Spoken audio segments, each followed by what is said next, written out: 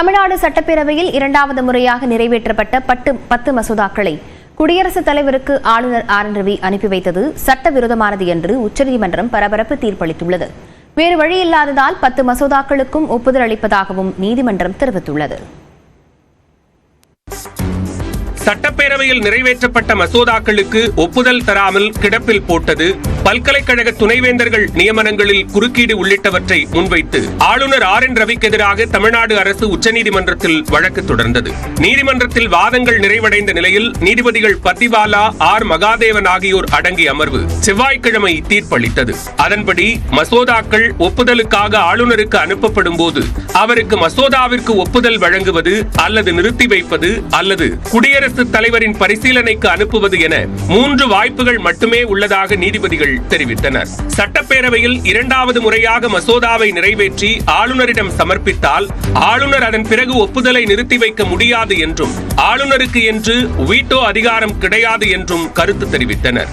எனவே சட்டப்பேரவையில் இரண்டாவது முறையாக நிறைவேற்றி அனுப்பிய 10 மசோதாக்களுக்கு ஆளுநர் அன்றே ஒப்புதல் அளித்திருக்க வேண்டும் என்று கூறிய நீதிபதிகள் மசோதாக்களை குடியரசுத் தலைவருக்கு அனுப்பிய ஆளுநர் ஆர் ரவியின் செயல்பாடு நேர்மையானதாக இல்லை என்றும் கண்டனம் தெரிவித்தனர். 10 மசோதாக்களை குடியரசுத் தலைவருக்கு ஆளுநர் அனுப்பி வைத்தது சட்டவிரோதம் என்று தீர்ப்பளித்த நீதிபதிகள் ஆளுநர் நிறுத்தி வைத்த 10 மசோதாக்களுக்கு ஒப்புதல் அளித்து அதிரடி உத்தரவிட்டனர். வேறு வழியில்லாத காரணத்தால் தனி அதிகாரத்தை பயன்படுத்தி மசோதாக்களுக்கு ஒப்புதல் அளிக்கப்படுவதாகவும் நீதிபதிகள் கூறினர். மசோதாக்களுக்கு ஒப்புதல் தர ஆளுநருக்கு காலக்கெடு நிர்ணயித்த நீதிபதிகள் சட்டப்பேரவை அனுப்பும் மசோதாக்களுக்கு 1 மாதத்தில் முடிவெடுக்க வேண்டும் என்று உத்தரவிட்டனர்.